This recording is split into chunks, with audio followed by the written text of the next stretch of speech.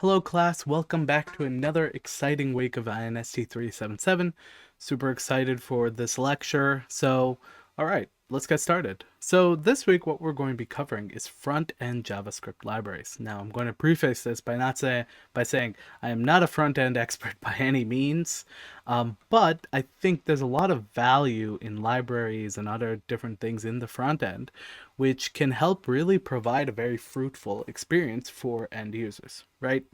And we talk about libraries, and you may be like, "Oh, the place where you get books, right?" No, unfortunately, a little different, but basically a similar idea. Basically, where you reuse other pieces or other portions of an app that someone else has published, right? Now, libraries are really powerful and very necessary in web development, right? Because there are very complex things that we want to do and basically try to implement, but doing them ourselves would take months and months and months. So libraries allow us to basically import this code and reuse it. And we'll go over this in depth, right? But one of the core functionalities in like web app development is being able to leverage libraries, customizing them, and then using them, right? Libraries can provide us like really full feature sets, right? So for example, right, we can do stuff like create embedding maps or embedding charts, right? Without having to build all those ourselves. So it's really important.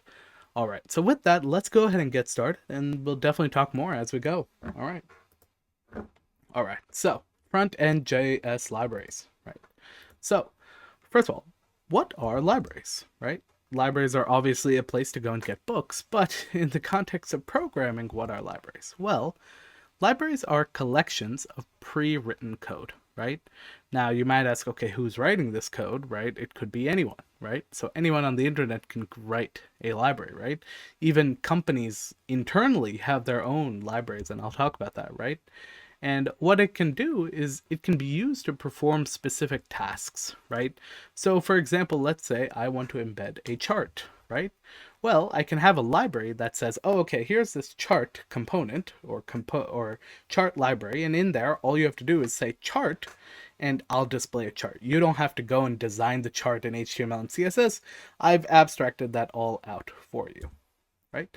And the primary benefit of libraries is that it really helps us reuse common functionality, right?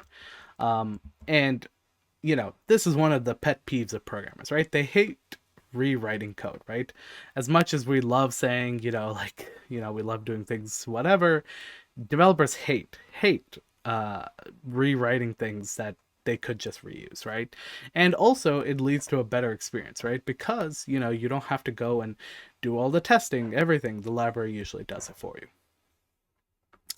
Now, often you might also hear another word in the vernacular of libraries, and that is called frameworks. What are frameworks? So frameworks are very similar, but the difference is that frameworks contain libraries. So a framework is like a collection of libraries and tools, right? So think of like there's one like called Next.js or Express.js or React even to some extent as a framework, right? So it has all this pre-embedded stuff that allows you to integrate much easier without having to find all the libraries to do stuff yourself.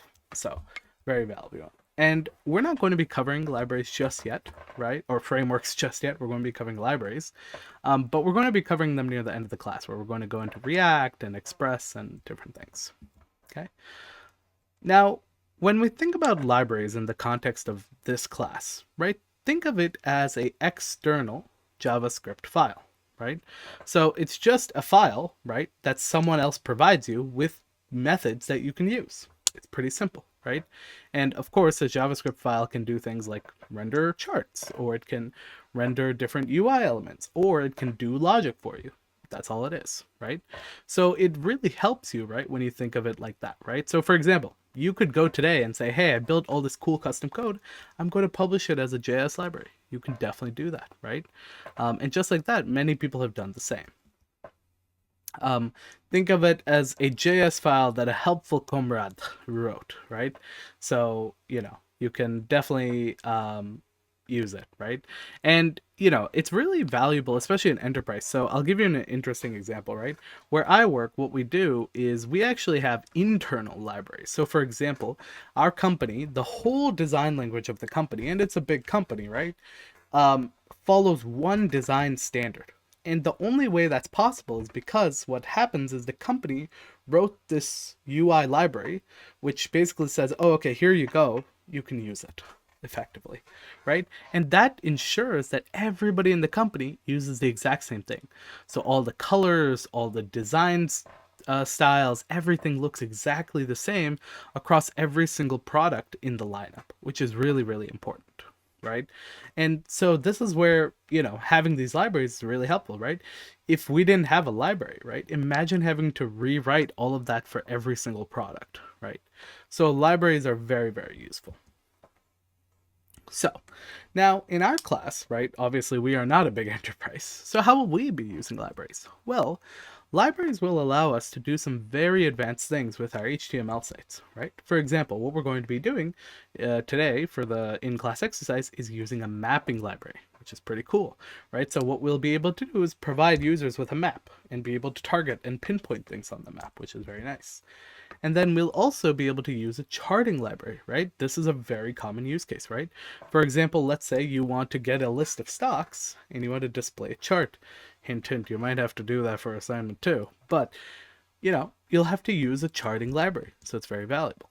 And there's a ton of other fancy things you can do. For this class, we probably won't have too many scopes, but one of the things we'll be doing is like a slider, which is pretty fun for assignment 2. But there's all these other kind of cool things we can do with libraries. Okay. Now in JS libraries, right, there's tons, maybe bajillions of JS libraries.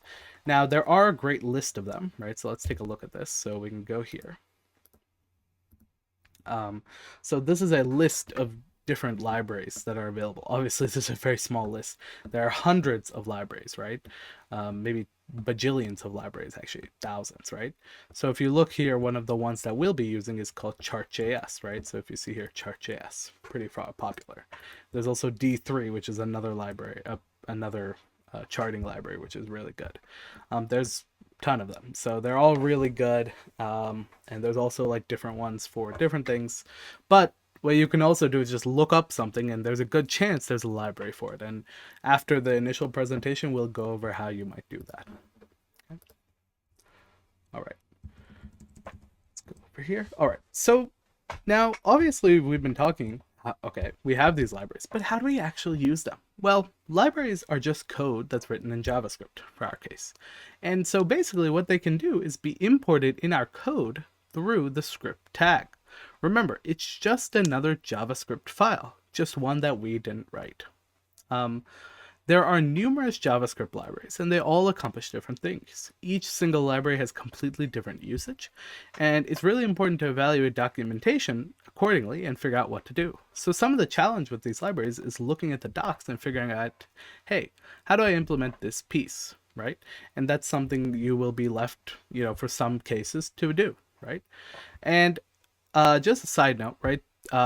All the libraries that we'll use are direct script imports. If you see libraries that don't have that option and require npm and yarn, please ignore those because we just don't want to do those yet. But all the libraries we use will be using something called a CDN. So what is a CDN? A CDN stands for a Cloud Distribution Network, right? And so what that means is, think of it like a Google Drive, but for JavaScript libraries, right?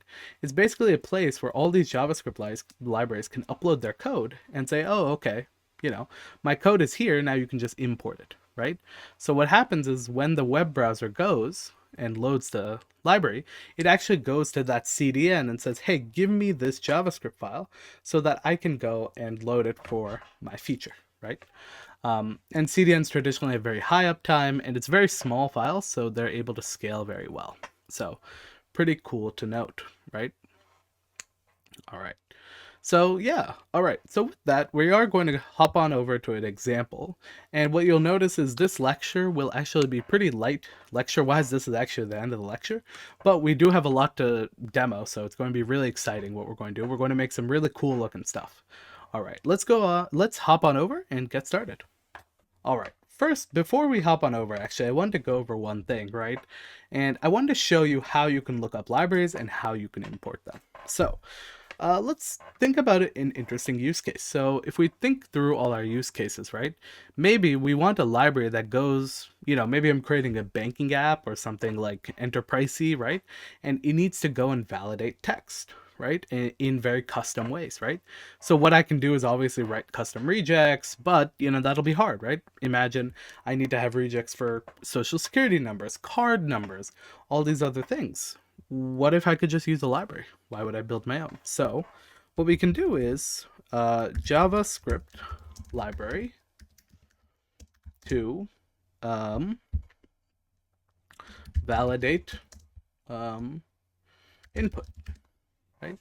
And so we can look here, Google is generating some stuff, but let's take a look at this first one, validate.js. So if you look here, right, validate.js provides a declarative way of validating JavaScript objects, right? And if you look at it, it basically has like a validate.format, and it can check different things. And we can read through the documentations and everything like that, but you can see it has like a numerical validator, a date validator, an email validator. There's probably even like SSN validators, all those kind of things, right? So pretty cool, right? Now, how would we use this in our code? Well, here you can see there's a browser/CDN option, which is what we were talking about. There's a npm one that we could also use, and some others, right? So for us, the CDN is what matters. So let's take a little bit of a deeper look into the CDN.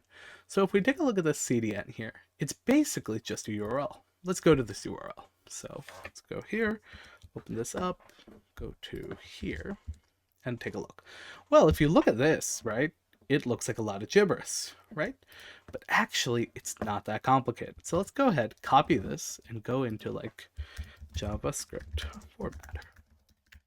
There you go, beautifier, and paste it here, and beautify. All right, if you go and look at this code, really, it is just JavaScript code, right? Function, blah, blah, blah. And then it just says, okay, do something, right? And then you have a wait for results, is number, blah, blah, blah, right? So if you look at this, it's just JavaScript code, right? There's nothing special about this, right? Someone wrote a library that has JavaScript code with all these robust validations. Of course, there's some complexities to how they wrote it, right? And they made it pretty flexible, but in reality, it's pretty straightforward, right? It's very simple. And so, yeah, that's all it is, right? So now what we would do is we'd just go copy this in to our HTML or CSS file, and then we'd be able to use it. All we would have to do then is just say, hey, run this validate.format or something like that in our JavaScript file, and then it would be usable. So very, very straightforward. All right, cool. All right, with that, let's hop on over and we will get started with our first example. All right, welcome to your favorite program, VS Code. I'm sure you love it by now. If you don't, I'm sorry, but you have to love it. No, I'm kidding. All right, so let's go ahead and get started. So what we're going to start off with is starting with a very basic library, or a very cool library, really. It's basic but cool, right? And it's actually very well known and well used, called chart.js, right? So charting. So what we're going to do is first go ahead and create some HTML files. So let's go ahead, create INST377 week 9 charting library lecture, or lecture.html, and make sure to copy that because we're also going to create a JS with the same name.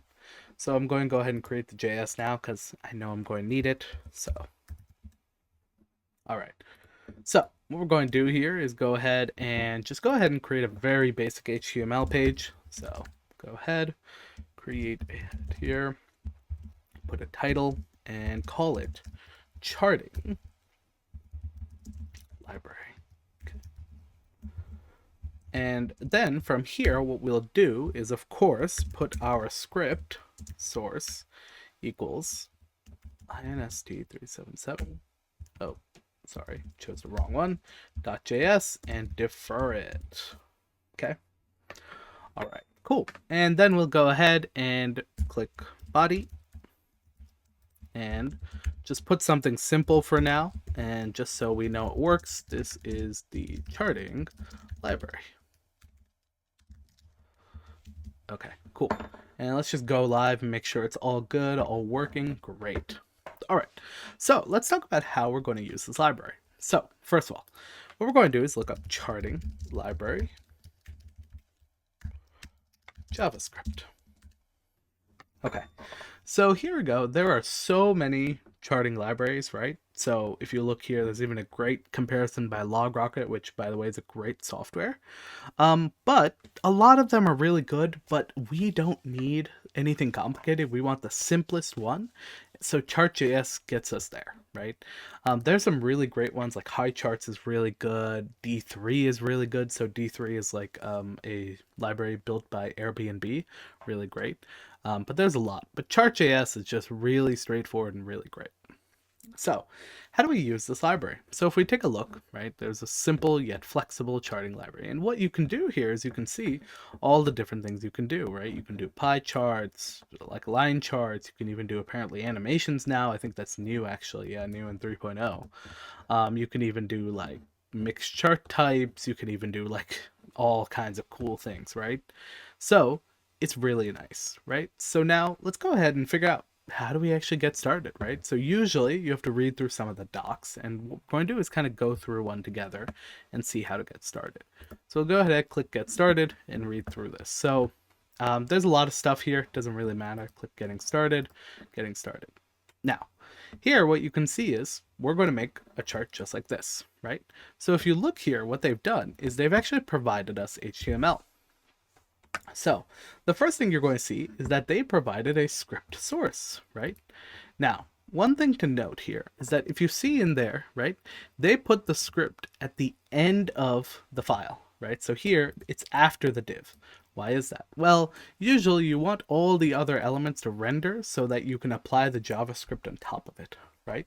So we usually accomplish this by using a defer, right? So it's the same thing. So, and as you can see, this is just a CDN, right? cdn.jsdelivered.net. So what we're going to do is go ahead and copy this, okay? Go ahead, go to VS Code, and what we're going to do is we're going to add it here, okay? Now, order does matter here. So if you look, right, I have it before my custom.js. Why is that? Well, the reason it's before the custom.js is because in my custom.js file, I want to reference all the chart.js stuff.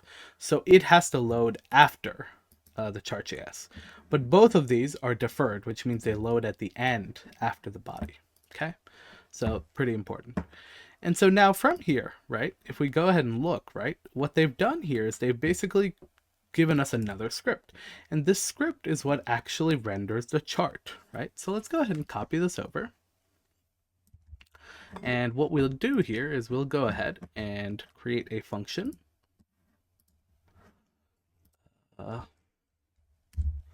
Basic function, or no, let's call it function populate chart. And put this there, okay? And then what we'll do is, of course, window.onload equals populate chart. Perfect. And so now let's go ahead and look at our page. And we'll be like, nothing's loading. Why is that? Well, if we go back and look at the getting started, right, there's one more thing here. This, the div, the canvas ID, right? So if you read through some of these docs, right, here you'll see, okay, first we need to have a canvas in our page. It is recommended to give the chart its own container for responsiveness. So what we can do is basically copy this, right? And so what this will allow us to do is basically say, hey, I'm going to use something called a canvas, which is a HTML element type, and I'm going to set it to my chart. And then this script is going to get that element, my chart, and then call it CTX or context, and then create something out of it and render it, right? And the library takes care of all of that. You don't have to understand the nuances here, right? And then what they're saying is, okay, great. Now also put it in a div because, you know, it'll allow you to customize it better. So what we'll do is we'll go here, go back to our HTML here, and just go and paste it. Perfect. And then what we'll do is go back here, go to charting library, and look at that. Isn't that so cool? Hey, it matches my shirt. Anyway, isn't that so cool? So now we have a full chart on our website. Now, it's not perfect, right? If you look at it, it's way too big. I have to scroll, right? So what we can do is say, hey, how can I edit this? So let's go ahead and try, right? So here we have this ID equals my chart. So ideally what we should be able to do is type style and do hashtag my chart and do width colon 75%. Let's take a look. And if you look at it, nothing changed. Why? Well, if we go back to Chart.js, the reason they recommend this is because the canvas element in HTML is not known to be able to be styled. It's actually very difficult to style. So what you do is you style the div that it came in, right? So what we can do is we can go ahead and here in the div, we can have an ID equals chart div and then customize the chart div, okay? Go here and look at that. And then what we can do on top of that is say, okay, that's the width. Let's add some margin dash left 12.5% and margin dash right of 12.5%. Okay. And go ahead and take a look and look at that. That is perfection. Now you might be asking, great, we did all this, but what can I actually do with this, right? It's just a chart. It has fake values. So let's go ahead and dig into the code a little and see what kind of options we have. So if we're looking at this, right, there's this thing called populate chart. Now in here, if we read through this, right, what they're saying is, hey, first I'm getting the chart, getting the canvas slash chart, okay? And then from there, I'm creating a new object, right? So if any of you are familiar with object-oriented programming, this is a chart object, which is from the JS library, right? So we're creating a chart object from the JS library. And then in there, we're basically defining things. So here we're saying type of chart, right? And then here we have a data, the most important thing. So what we're saying here is, okay, what is the data set, right? So this is like all the values to be shown, right? And this is the labels for those values, labels for those values. And then on top of that, we also have some options given scale, right? So begin at 0, true, blah, blah, blah, right? And so here you can change all of these, right? So labels red, blue, yellow, green, and data, blah, blah, blah, right? So if you look at it, right? Red, blue, yellow, green, purple, orange, and then the labels are 12, 19, blah, blah, blah. And if you look here, 12, 19, 3, blah, blah, blah. There you go, right? So basically, one way to think about this is that labels are an array, right? So you could pass this any array of strings and it would render. And then this data is an array of numbers. So you could pass it any array of numbers and it would render, right? And that's where the real value is, right? So let's say we wanted to take this a step further and say, hey, you know what? I want to make a chart. I want to make a chart of different stocks or different coin caps or something, right? Then what I could do is I could say, hey, if I can find a way to get the data for that, then I could render it, right? That would be easy enough. So what we're going to do now is remember or remind ourselves, okay, wait, let's think about what we learned last week. If I can have an API that can get me that data, then I can render that data on this chart. And so luckily, that's exactly what we're going to do. So let's start using how we could actually do this. So if we go here, right, what we can do is we have an API here called CoinCap. Okay, and I'm going to paste it here, but if you remember our GitHub public APIs,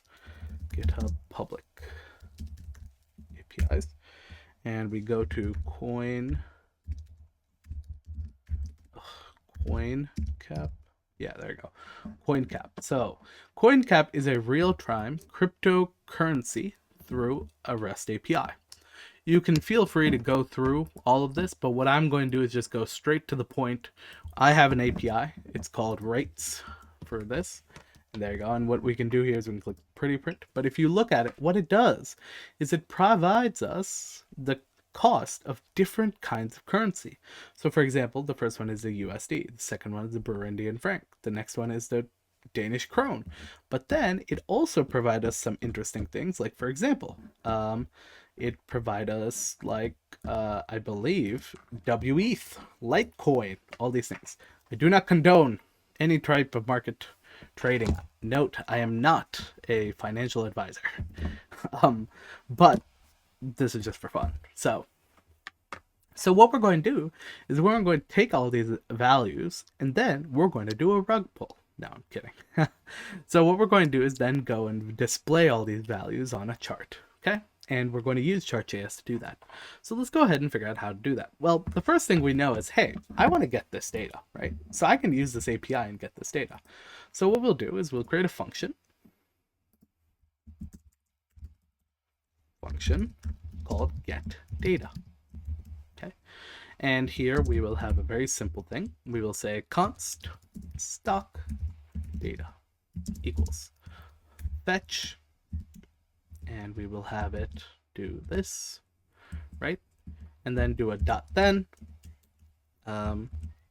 result, and then just do result.json. Okay. And then what we'll do is return stock data. Perfect. Amazing. All right. And with that, ideally, we should be getting our data. And what we can do here is we can do console.log retrieved data, and then do comma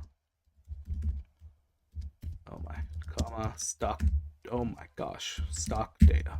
Perfect. All right, so let's go ahead and see what happens now. Well, right now we're not calling anything, so what we'll do is in the populate chart, we'll call get data. Okay, so we'll go ahead and take a look at what that does. Go here, inspect, network, or no, console, and then retrieved. Okay, so we're going to look at this and be like, hey, there's this word called promise here. I don't know what that means. That's a good point. You won't know what it means because I haven't taught that yet. So you're going to have to bear with me for a second. I'm going to do some things, and we're going to have a whole lecture on this next week, but this is more just like, just so you know what we're doing, right? So what I'm going to do here is I'm going to make this function async, okay? And before this fetch, I'm going to have the word await, okay? And then what I'm going to do is I'm going to have make this function async as well and call it await. Okay, so basically this is due to the nature of how JavaScript works, and we haven't had this issue before because most of our work is one function or so we haven't really had an issue. But now we will, but we're going to talk about it in depth next week. But essentially what we're going to try to do here is we're going to try to see, like, what we're doing here is basically we're saying, hey, wait for this data to show up. But again, we'll talk a lot about it more in depth next week. So for your labs and for your assignments, just go ahead and add these asyncs and awaits, and you should be good. Feel free to reach out to me if you have any questions. I know it's a little confusing, but this will just help us move this lab further along. Okay. All right. So what you'll see here now is a retrieved data. There we go. And all our data is there. Amazing, right? So this is really promising. So what we can do is we can say, okay, great, we know how to get data. So let's go ahead and pull this up. And what we can do is we can say const stock data equals await get data, right? Very straightforward. And then what we can do is we can say, okay, labels, right? We can create an array called labels, stock labels, const stock labels equals array const cost data. equals array. Okay. And we can say, okay, cool. All right, so now if we think about our data, right, which we know we have, right, we can look at the data, and what's happening is in this thing called data, right, so in this array, in this JSON called data, there's an array, and in the array, there's a few things, right, so first there's a symbol, right, and then there's a rate in USD, which is what we want to show on this chart. So what we can do is we can say, hey, for each of these, get me the symbol and get me the rate, and push them to each of the arrays, right? So if we take the symbol, we can show them as labels. And if we take the rate, those can be the values, right? And it's a one-to-one mapping. So what we can do here is we can say, okay, great. So what I want to do is go to stock data, right? And do at data, right? Because that's what it is, right? And then do dot for each and currency, and then say if, or then say labels dot push, or sorry, stock labels dot push currency dot currency dot symbol, right? And where am I getting this from? Well, if you go back here, data, right? So data, then in the array, symbol, and rate USD. And then so for the rate, we can do cost data dot push currency dot rate USD.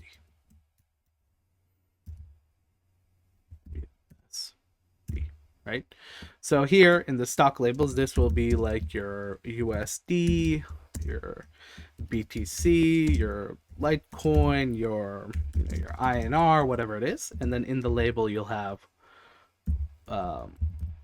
1, comma, I don't know, 100K or something, whatever Bitcoin's at, comma, I don't know, 35, comma, 87, something like that. Okay, and you'll have all of those values, right, in that order, which is really important. Okay, and now all we have to do is we say, okay, I have a stock labels, I have const data, so I can just replace the labels here with stock labels, right? And then I can just replace the data here with const data, or sorry, cost data, and then the labels can be something like simple, right? Currency rate in USD. Okay, and then we can just go here and look at that. Isn't that so cool? Now, obviously there's a problem here. You see huge spikes like USD or, BTC, obviously at 82,000. Oh, wow, it's dropped. 82, missed that train, but oh well, here we are. 82,000, or what is this? WBTC, wrapped Bitcoin, if I'm not wrong. All these things. So there's so many values, and our chart, is great. It's showing everything that we want it to, right? And it's doing great. But, I don't care about all these tiny cryptos that aren't even $1. So what we can do is we can say, hey, let's take this a step further, make this a little more useful, and say, hey, if the currency rate, or sorry, if the currency dot rate USD is greater than $1, and currency dot rate USD is less than $5,000, right? So that we can eliminate some of the outliers, then push that here. So now obviously Bitcoin will not show up. Okay, so now what we'll see is if we go back to our chart is, wow, look at that. And so by default, we've already gotten all the cool things, right? And we get the hover and everything. So with just one library and APIs, we were able to get all this data effortlessly. We didn't have to do anything, right? It's very cool, right? And now what we can do is we can even take this a step further, right? We can do different things. So for example, if we look here, right, we can change the border width. So for example, let's say I want to make it a 10, right? Let's go take a look, right? You can see all these now have a huge border, right? Or you can minimize it. Oh, what did I do? I broke something. Okay, make it like 0.125, for example, and go back. There you go. You can see they're very thin border lines now. And you can do all these kind of cool things. And then you can also say, hey, begin at 0 true, No, maybe not. What if my currency doesn't start at 0? I could do false, right? So then the scale would start not at 0, if I had currency that was not 0. But, we do. And then you could even take this a step further and say, hey, what if I don't want a bar chart, right? So we can go back to chart.js here and say, hey, what are the type of chart types, right? So they have area chart, right? So you can do like an area, you can do a polar area, right? Like this, isn't that kind of cool? Let's try this. So all we have to do here is change type to polar area. So we can go here, save, and then go to here, go here. Sorry, wrong one. And look at that. That's kind of fun, actually. But yeah, you can see everything. You can even oh wow, you can even remove it from the polar area, right? And I'm sure you could even take this further, add animations, add all kinds of cool things, right? Let's see, animations here. You see that, right? So let's take a look. Let's try this. I personally have not tried this before, so let's see what we can do. Okay, let's see, animations. Okay. Okay, so go here, go here, go here. Okay, I just copied it, and then make this a bar chart because I like bar charts better. And let's see what happens. Okay, animations do not work with bar charts, it seems. What if I make this a line chart? Let's change it, maybe. Let's see. I'm learning with you guys because I don't know what I'm doing anymore. Let's take a look. Oh yeah, look at that. You see those lines? Wait, hold on. Can I zoom in? Oh yeah, look at them lines doing stuff, right? What if I increase the border width a little? Might look better. I don't know what happened. Oh, border width to 1. Oh yeah, look at all those lines. Oh, this is so cool. I haven't tried this before, but so now you can see, right? With the library, we get all these cool things for free, right? I didn't have to build animation. I didn't have to do anything. The library had it all. All I had to do was import it and then change some options and it's done. And it's completely open source, right? And so because of this, libraries are so powerful, right? And there's some even cooler libraries. For example, Leaflet is another one, etc. All right, so now let's go ahead and try a different type of library, which is a little more involved. It's called Leaflet. Leaflet is a pretty interesting library. So let's go ahead, go here and type Leaflet. So Leaflet is actually a library for interactive maps, which is really cool. And so basically what this allows you to do is embed Google Maps or different things in your or an open Google Maps alternative in your website, and also be able to demo it with markers and things, right? And actually I think one of the TAs, he actually worked on this for one of his personal websites and was able to leverage this as well for a real business that he helps the website for. And so it's pretty cool, right? So what we can do here is, let's go ahead and implement Leaflet.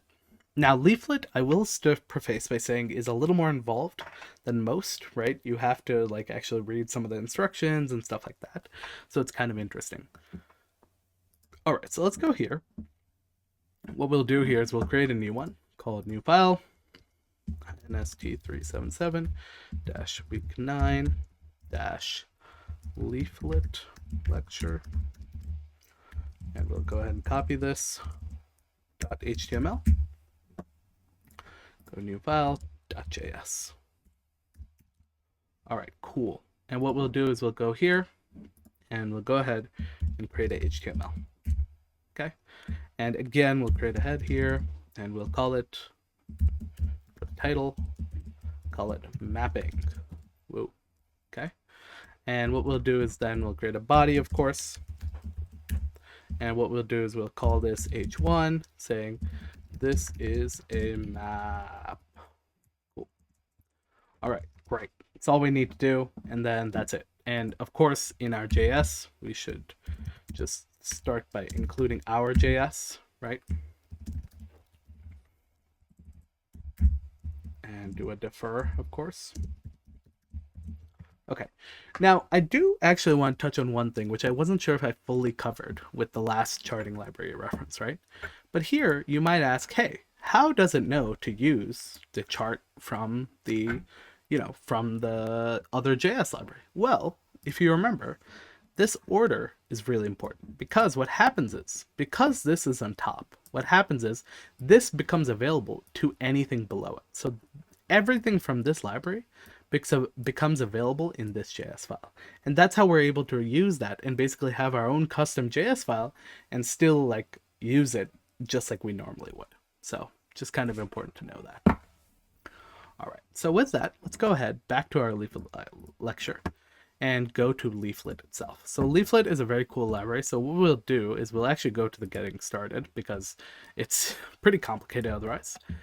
So here you go, Leaflet quick start guide, right? So you can see here, there's like a chart, there's like marker, there's like lines, there's polygons, circles, all kinds of cool things, right?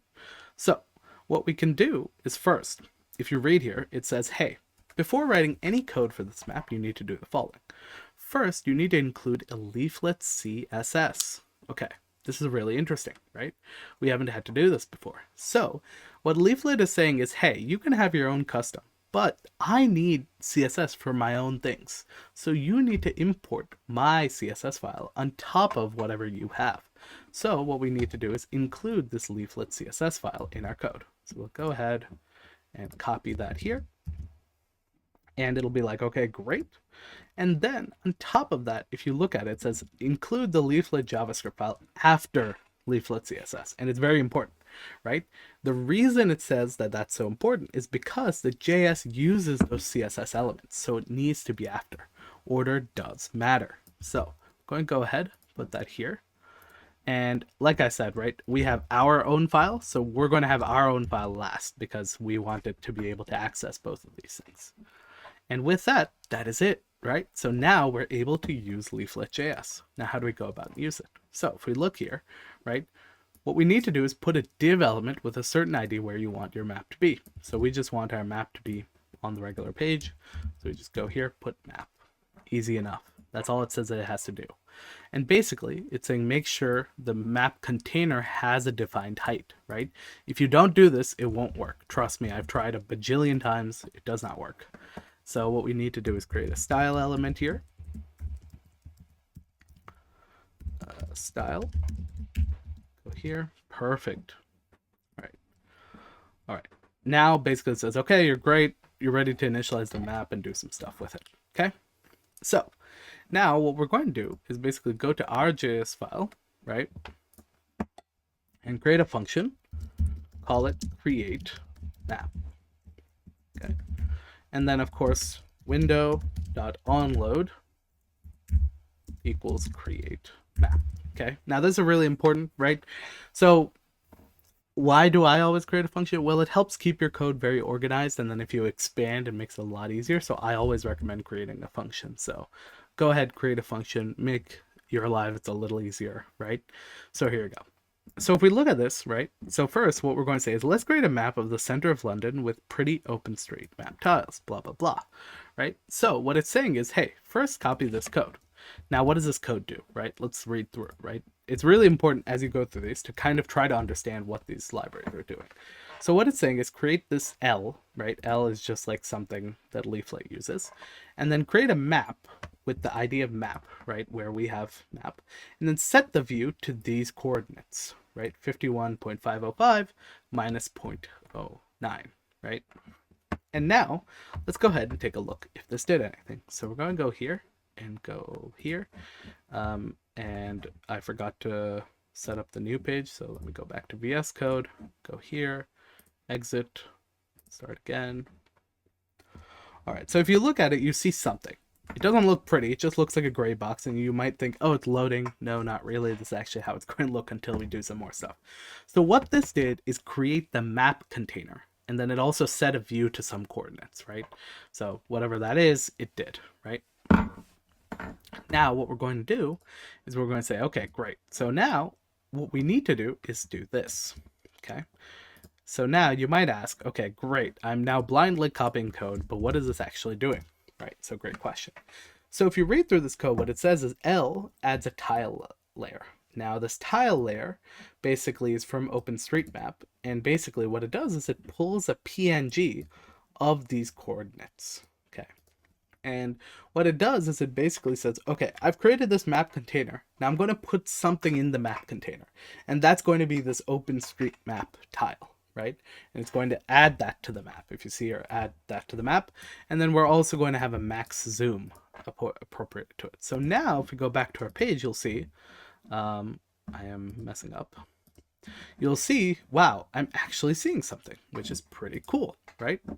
I'm actually seeing like, you know, an actual like kind of chart, which is kind of nice. So now what we can do is we can say, okay, great, this map is here. First thing, the height is really small. So what we're going to do is go ahead and increase the height a little bit. So let's go here. Let's do a map height of 500 px, just so it looks a little better. Okay, much better. And you can see somehow we've ended up in London. I assume the coordinates are from London. And then what we can do is we can add markers, circles, polygons, all these kind of cool things. So for now, I'm just going to do an example with a marker, right? So if we go here and go to VS Code and go to Leaflet lecture and then click this, right? What this says is, okay, marker equals L.marker and then at this place and add to map. And then if we go to the map, you'll see a marker. Look at that, right? And so now this is really cool, right? So now we can basically do anything we want, right? We can, you know, we can use this, create a map. For example, let's say we want to do UMD, right? So let's say we can get UMD coordinates. Let's see if we can get it. 38.98, 76.94. Okay, interesting. So what we can do is we can copy that. So we can do 38.98, and then it's at 76.4, but west, so it's negative 76.4. And then we can even put a marker there. Let's put a marker there too. Okay, go here, go back, and look at that. I have somehow ended up in Annapolis. Very close, but not close enough apparently. Maybe I need the whole thing. I don't know. Oh, I did 76.4, not 76.9. Oh, sorry. Try that again. There we go. Better. College Park. There we go. And then we can put a coordinate there too. There we go. And of course we can be more. We are somehow in Greenbelt Park, but we are close enough. I'm sure if you put the whole coordinate, you'd probably be right on the money. So let's go ahead and try that. Because I don't know, I'm just having fun right now, I guess. Do negative 76 point blah blah blah. Okay, done. And go into this, and there we go. Look at that. That's so cool.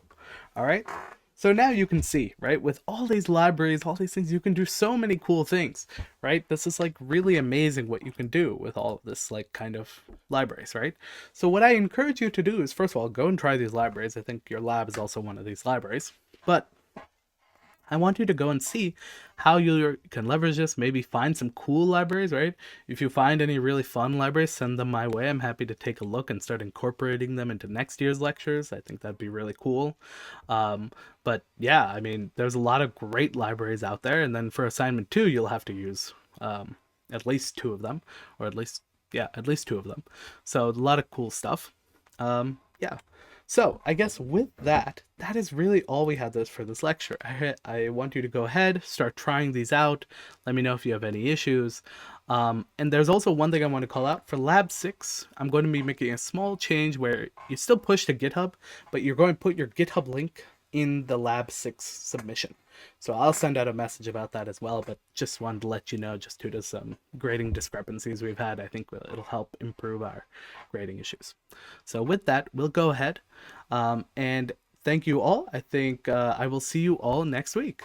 All right, thanks.